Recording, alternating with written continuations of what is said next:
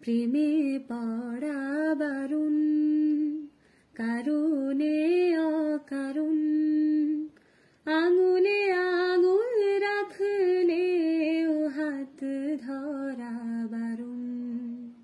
প্রেমে পড়া বারণ, কারণে অকারণ, আঙুলে আঙুল রাখলেও হাত ধরা বারণ। প্রেমে পড়া বারণ। তোমায় যত গল্প বলার ছিল, তোমায় যত গল্প বলার ছিল, সব পাপড়ি হয়ে গাছের পাশে ছড়িয়ে রয়েছিল।